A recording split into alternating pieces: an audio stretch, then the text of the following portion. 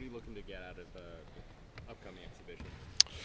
Well, we get to play against somebody else. We'll have about 21, 22 practices in under our belt, and all against one another. So that exhibition game and the scrimmage that follows gives us an opportunity to go against somebody else. Not really doing a scouting report or worrying about what they do, but that'll give us film to see what actions they did hurt our defense and what we were doing offensively, what they were easily able to guard. So right now, going blue, gold, and going against each other, there's a good familiarity with it. So we need to play somebody that doesn't know us as well right now. Who are you thinking of for your starters for Not sure. If we had to start today, we'd have Bryce, Isaac, Norman, Kavan, and Tony. If everything goes well the next couple days, that's probably the way we'll go. But what I've really liked, we had a scrimmage about 4 or 5 days ago where we did multiple combinations, and being able to swing Kavan a lot of areas now that he's healthy really helps us, because we can go big, which that's what's going to be different. We can go and with a big lineup where you've got possibly Tony and Tom in there at once, and then we can go long and athletic, and when we're resting both Tom and Tony, or we have foul trouble, or we want to change the tempo, then we can go really long and big with like Kavan and Wana and Gigi, because I think the two guys that have really done some things way ahead of where we thought they'd be right now have been Wana and Gigi. So seeing what they've been able to do in the first 20 days of practice has been really encouraging. How's Kavan's hip right now? Really good. He's had no problems. We had a 40-minute scrimmage. I can't remember the day. It's Wednesday. I think it was over the weekend, and he was great. Played in just about every minute of that. So it was kind of just a day-to-day thing, making sure it didn't get any where it was going to be long-term, and we hope it's not going to be long-term, but he's doing a good job with treatments, and he's not been slowed at all. We've had a little bit of illness going through the entire team, so I'm anxious to see today kind of where everybody's at, but we're coming off a day off, so hopefully they're able to get some rest. But as far as the hip, he hadn't had any problems. Are you going to monitor his minutes a little bit just in the exhibition, or is I think we wouldn't monitor it because of hip, I don't think. He seems to be full go that way. I think we're just going to play it by ear, not just with him, but with everybody. But that's really our only time publicly. The next one is a private scrimmage, and so this is really our first dry run through and our only dry run through before we have to open and play 7 games in 14 days. So we've got to approach this exhibition game where I get some guys minutes, but we really try to use the atmosphere, from officials to clock to fans to everything else. It's really the only dry run through they're going to have. So we've got to make good use of those 40 minutes. The backcourt depth is not like the front court right now. How often do you anticipate those 3 guards that you said we're going to probably start? How often do you anticipate them being on the court at the same time? Well, I think you're going to see that. You could see that combination as long as we stay healthy a lot. But again, we really like what Noah's doing, and now, like I mentioned with Kavan, in the last 7 to 10 days, being able to play him and swinging him. We either play a 4-guard lineup with Kavan, or when we sub and it becomes, maybe Wana and Tom or Wana and Tony. Those are more your traditional two bigs and 3 guards, but one of those 3 guards could be Kavan, and that's what has been real encouraging we thought that would happen.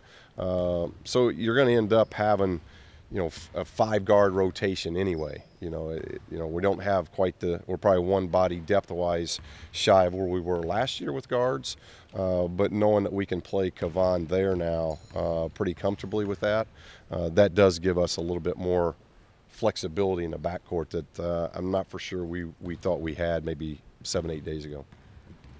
how's it feel being back in Pauling? Oh, it's been terrific. The Flood provided a brand new weight room and nutrition room that'll be done by the weekend, and training room that's got enhancements in it. So it was terrific. The floors really came out well, and we got the bleachers all back in.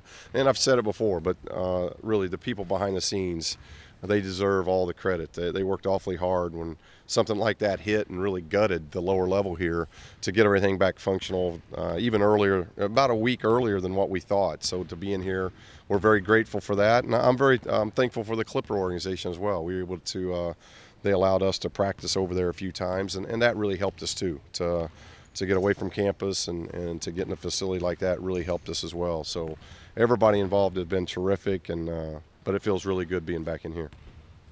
What does Tony need to do to take the next step forward?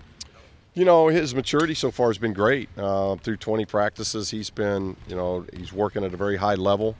He's running the floor, which he knows we want to play that way.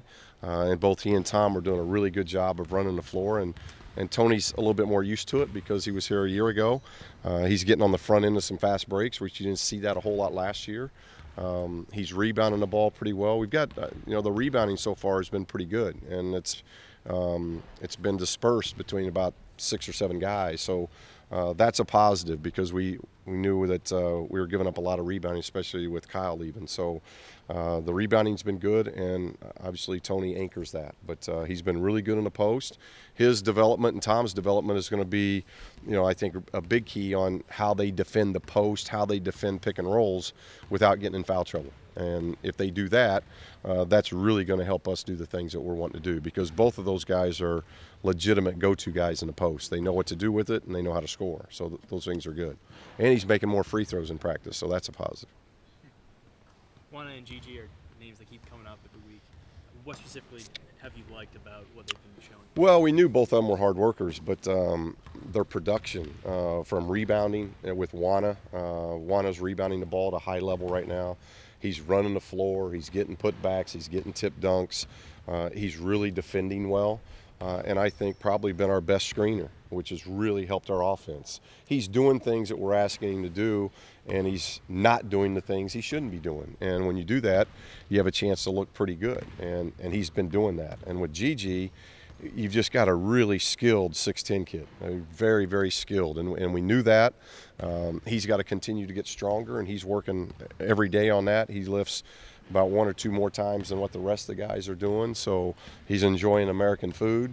So the weight and the strength, that will happen through maturity and just getting older and being over here a little bit longer. He's only been over here almost 2 years, so those things are going to happen. But he's got an incredible skill set, and we're seeing that. Very, very good passing big man, and that's really helped us offensively.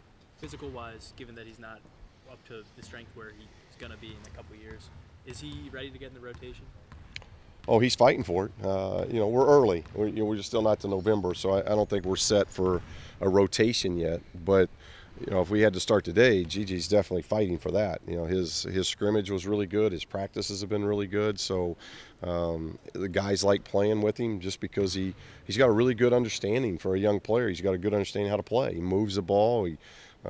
He spaces the floor well. He runs the floor well. And again, like Juana, he's not trying to do things he's not ready to do yet. So you look better by staying away from your weaknesses, and he's doing a good job with that. So you excited to kind of play in here for the first time? Definitely, yeah. We just got in here, started practice a couple of days ago, and yeah, I can't wait. How's your development been so far the last few weeks? I think it's been really well. I mean, yeah, coaches have been helping me a lot. I think I've made a lot of progress. I'm ready to get it all going on Friday.